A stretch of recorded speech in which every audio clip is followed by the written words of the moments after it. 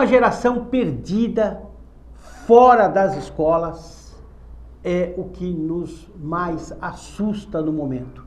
Temos entre 8 e 14 anos de idade, 6 milhões de crianças fora da escola. Quando eu li essa notícia na Folha de São Paulo, eu fiquei estarrecido.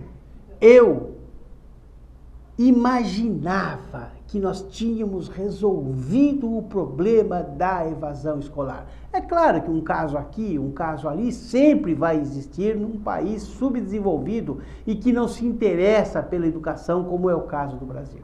Mas descobrir que nós temos 6 milhões de crianças em idade escolar, fora da escola, é para preocupar qualquer pessoa que goste e que queira ver o progresso do Brasil. Infelizmente, quando se corta a verba, aqui nesse país, se corta a verba da educação. Esse ano foram 11 bilhões cortados da educação.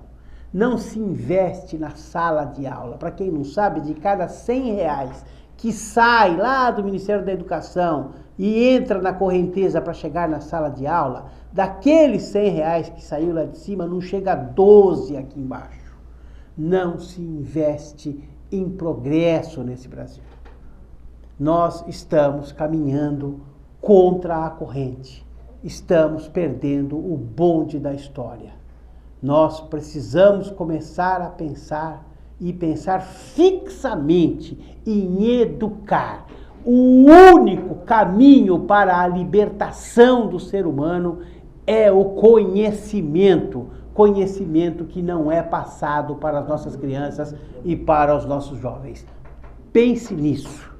Programa do Jeito do Jonas. Para você entrar em contato conosco, jonasgrebe@ig.com.br e no Facebook.com/Do Jeito do Jonas. Para me ajudar a fazer esse programa hoje, eu convidei uma ilustre figura, uma ilustre personalidade, uma figura já quase histórica aqui na nossa cidade, porque foi vereador, é um funcionário público, um oficial de justiça, um advogado, uma pessoa que tem em nossa cidade um trabalho árduo de construção e de positivismo. Estou falando de Vanderlei Maduro dos Reis, que muito me honra com a sua presença. Estou envaidecido, há tempos que eu queria trazer aqui, é a primeira vez que ele nos prestigia, mas eu tenho certeza que vou trazê-lo outras vezes. Muito obrigado por estar aqui, Maduro.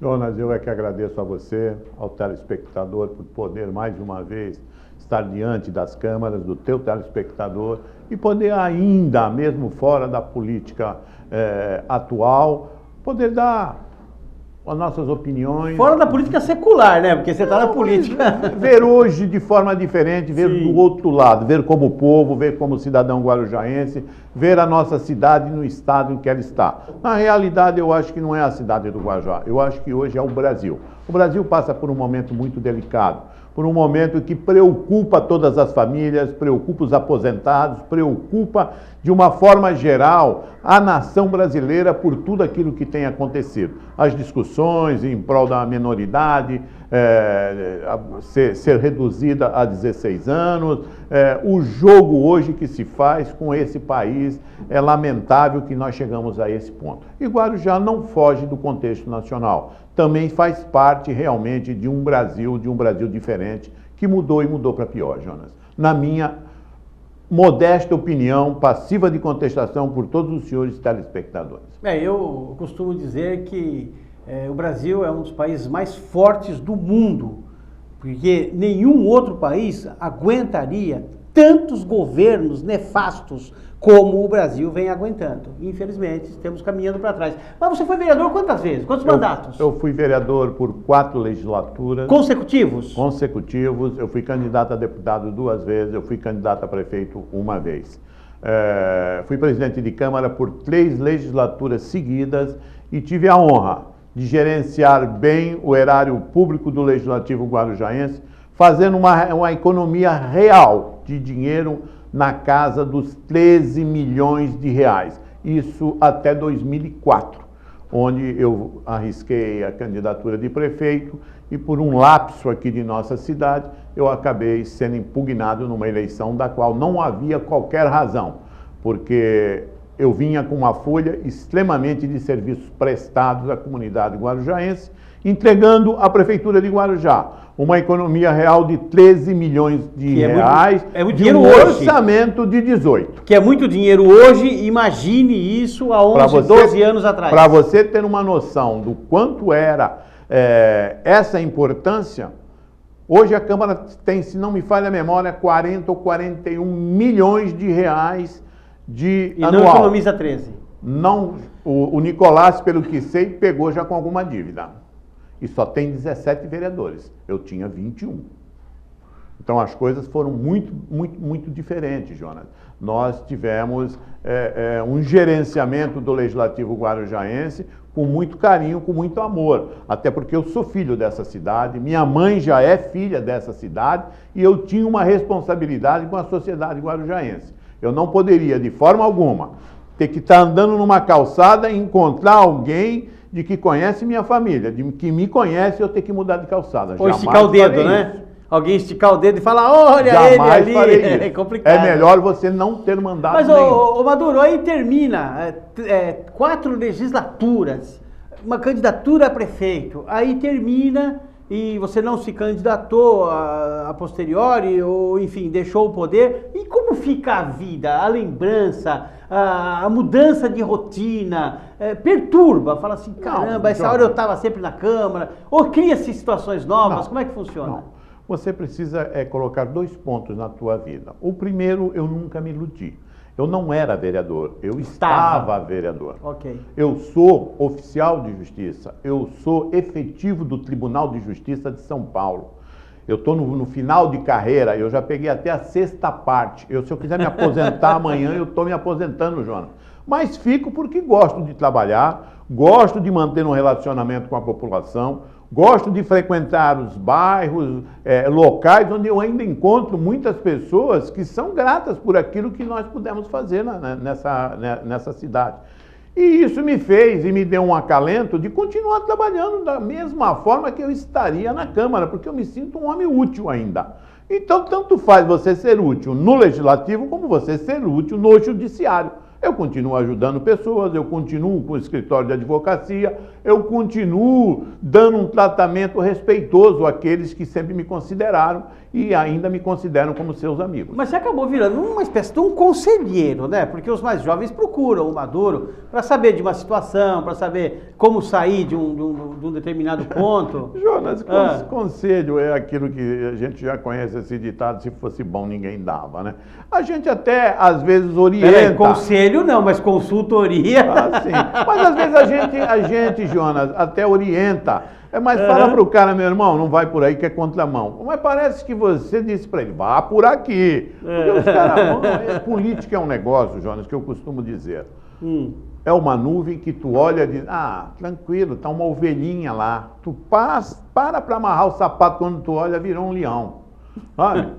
Política não tem lógica, ela é muito rápida, ela é muito dinâmica. Sabe, nós estamos aqui vivendo, evidenciando um momento aí difícil que a prefeita está passando, né? E não sei qual foi a forma que deixou chegar-se a isso. Eu vi aqui, anterior ao nosso programa aqui, o vereador Todd questionando de que ele não é atendido, de que ele tem um monte de reclamações a fazer. Isso aqui no tempo em que eu era vereador, você pode ter certeza. O telefone dele já estaria tocando. Vem aqui, vamos ver o que é que está pegando. Quem não chegou aqui a tua reclamação? Eu acho que a prefeita chegou nessa situação que está por falta de ouvir aqueles que lhe apoiam, aqueles que lhe dão garantia na Câmara, aqueles que têm estado com ela na dor. Porque na alegria todo mundo está, Jonas. Agora, quando está na dor, aqueles que seguram, o que a gente chama de segurar o piano, pegar no fio elétrico, ela tinha que ouvir. E fica aqui meu conselho, querida prefeita. Você é minha amiga, você foi minha secretária na Câmara. Chama seus vereadores para uma conversa, leva às vezes para almoçar, troca ideia, ouve o indivíduo. Muitas vezes ele não quer nada, ele só quer te dizer de que no bairro dele a tua situação não é boa. Não é nem a dele, é a tua que não está boa. E isso faria com que essa cidade melhoraria muito. Mas não fica nessa guerra, uma trincheira lá, uma trincheira aqui, Jonas, e fica se trocando tiro. Sabe em quem que vai essa bala? Na população. Essa é a chamada bala perdida. Não se tem saúde, não se tem educação, não se tem segurança, não se tem ruas em condições de você andar com esses carros modernos, tá? Toda hora está estourando pneu, está quebrando, multa para todo lado, precisa se esconder radar, precisa... Multa não é arrecadação. Não se pode incluir no teu orçamento multa. Porque você hoje atrasa muitas vezes porque pegou uma rua cheia de buraco e você tem um horário para chegar, onde você pode deslanchar, se esconde atrás do poste um radar para te pegar e ainda te punir. Então são essas coisas que a prefeita deveria de acordar, que eu tenho certeza que ela ainda teria aí 1 ano e meio para fazer uma gestão. Você participou de algumas comissões processantes contra prefeitos? Participei. Quantas mais ou menos? Jonas, eu não consigo me lembrar, mas foram várias. 2, 3, né? Umas 6? Umas 3. 3? É. E os resultados? Os resultados, nós acabávamos, na realidade, chegando à conclusão de que não valeria a pena. Não, nenhuma cassou? Nenhuma cassou. Tá, a minha pergunta pelo clima de hoje, com a sua experiência, você acha que essa comissão processante chega aonde? Olha, eu acho que essa comissão já atingiu o objetivo dela. Acordar a prefeita e a seus secretários para as necessidades da população e dos reclames da Câmara. Ela já atingiu seu objetivo. Caçar a prefeita hoje, começar um processo de desmanche da máquina administrativa. Se está ruim, ficará pior. Porque quem assumir terá que nomear novos secretários, novos cargos, licitar novas obras. Vai arrumar dinheiro aonde? Então, isso só vai fazer um desmanche da máquina administrativa que trará um prejuízo muito maior à população de Guarujá. Eu acho que hoje o objetivo dessa comissão já foi atingido. Ela já entendeu o recado. Precisa olhar melhor as coisas. Você é a gerente. Vai olhar se o teu funcionário está fazendo direito. Porque eu também acho que responsabilizar a prefeita por atos que têm uma sequência... Porque ela participa, na realidade, de 2 atos. O ato que abre e o ato que fecha. O que ocorreu nesse meio foram o secretário da Educação, foi o pregoeiro, foi funcionário, foi fornecedores, uma série de regras que ela não viu. Se a coisa chegou lá extrapolada, ora, ela não teve outra Ela não coisa... pode estar em cada ponto verificando o que chega em cada lugar. Se eu te comprar 50 sacos de cimento, mando entregar na fábrica, tu acha que o prefeito vai lá na fábrica verificar se chegou 50 sacos de cimento? Ou se o saco tem 50 ou 45 quilos? 50 ou 45 não quilos? Tem como. Mas essa comissão não atingiu isso. Ela não veio para esclarecer aonde foi que ficou caro, ou ficou barato, ou está no preço certo. Ela não quis esclarecer. Ela quis, num objetivo, traçou o norte, vamos pegar a prefeita. Por quê? Aí... há os interesses que não estão claros para fazer isso. Então, o que a cidade está passando não é uma sindicância para apurar a responsabilidade de prefeito, e sim para uma toma de poder. Política. É toma de poder. É isso aí, nós vamos a um breve intervalo comercial, mas antes eu quero falar para você de inovar ideias. Inovar ideias, um novo jeito de você se comunicar. O professor Rubens Marcon ministra um curso de oratória e postura que vai transformar o seu relacionamento interpessoal. Você que precisa falar numa reunião de família, reunião de trabalho, de partido, de igreja, de repente você precisa usar a palavra e tem dificuldade, fica ofegante, começa a gaguejar, começa a transpirar, começa a ficar com as mãos secas. Isto é falta de treinamento. Inovar ideias, postura e oratória. www.inovarideias.com, ou você pode agendar uma consulta sem nenhum compromisso pelo telefone 981611121. Inove as suas ideias. Daqui a pouquinho nós voltamos do jeito do Jonas.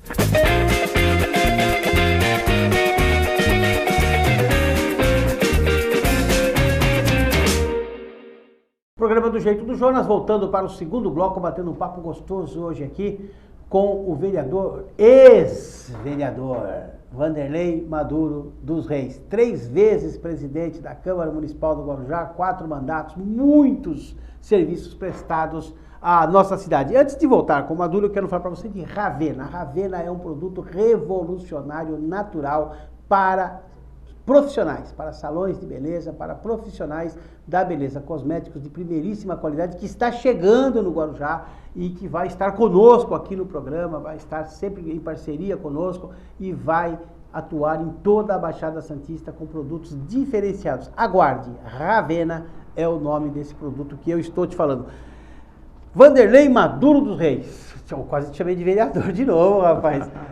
Me diga uma coisa, é difícil, numa situação como essa, que está passando a Câmara, com essa questão toda de comissão processante, é difícil para o vereador ter ideias próprias? Ele mais ou menos acompanha a corrente? Como é que funciona? Tem coisa de bloco? O vereador, veja, eu vou falar por mim, não vou falar por nenhum vereador que está lá, porque o vereador é uma coisa extremamente personalizada. Cada um pensa de um jeito. E o vereador, normalmente, ele se impressiona um pouco com a movimentação popular, que fica, sabe, achando de que amanhã, pô, se eu votar contra, não vão votar comigo, se eu votar a favor, não vão votar comigo. Enganou-se. A população não está preocupada com isso, a população quer resultado. A população não quer que casse porque casse. A população quer que o vereador faça o seu papel de vereador. Qual é a tua consciência? A tua consciência é por não caçar. Você ainda acredita que ela possa ajudar a tua cidade? Tu acredita que se tu caçar essa mulher, vai virar uma baderna na cidade e vai para a justiça recoloca.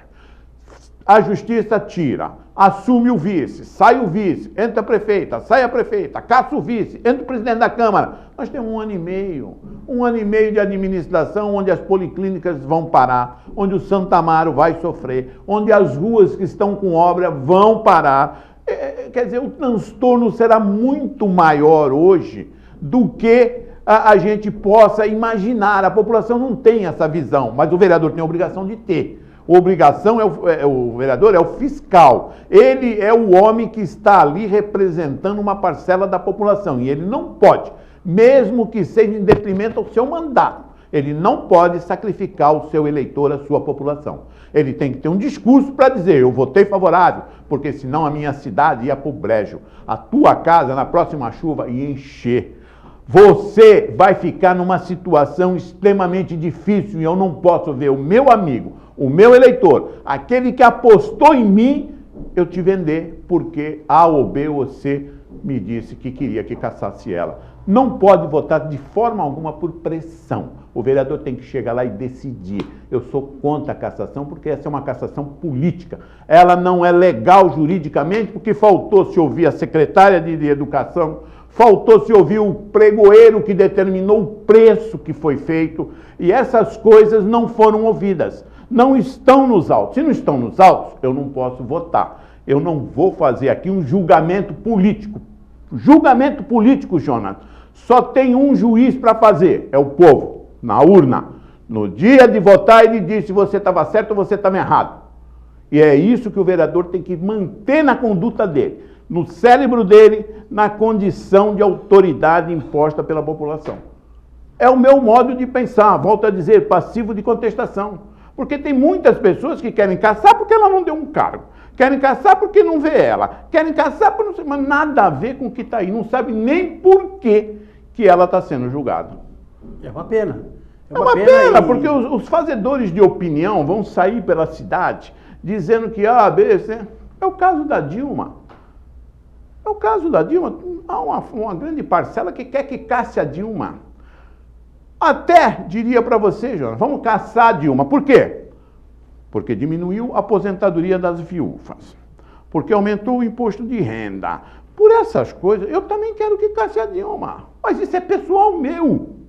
Isso não é do Brasil. Ela fez isso porque realmente, se você parar e avaliar, o Brasil necessita disso agora. O Brasil necessita disso agora. O que existe é uma certa diferença, sem querer cortar o seu raciocínio.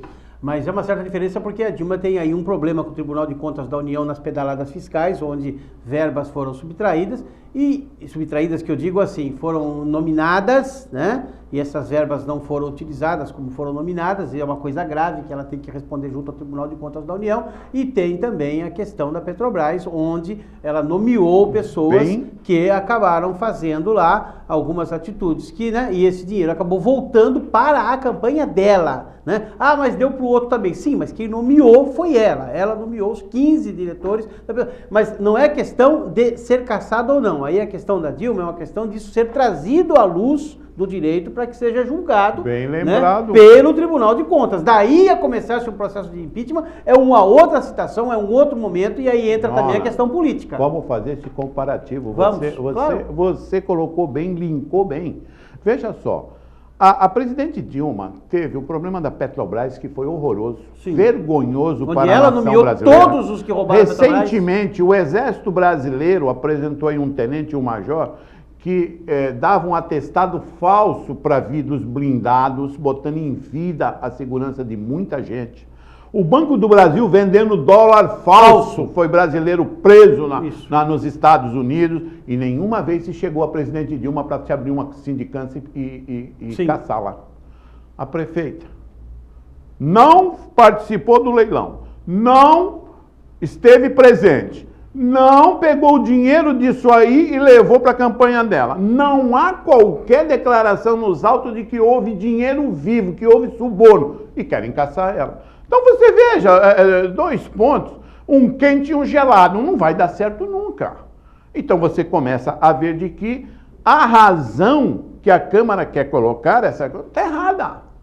Porque se fosse cassação direto àquele que está gerenciando, a Dilma teria que ser cassado 100 vezes. Não pode prevalecer a opinião pessoal, tem que prevalecer aquilo que melhor é para a população brasileira. Hoje a cassação da Dilma é complicado. O país passa por um momento difícil. Será o Michel Temer que vai passar a borracha em tudo? Não vai. Não vai conseguir consertar isso de uma hora para outra. Há, sim, uma união, um esforço do Congresso Nacional, de todos os órgãos, para poder se salvar. É o caso que eu acho que a prefeita poderia fazer. Hoje, a prefeita de Guarujá, se eu estou no lugar dela, eu enxugaria um pouco a máquina, diminuiria as secretarias, aumentaria a verba de investimento para fazer aquilo que o vereador Todi acabou de reclamar.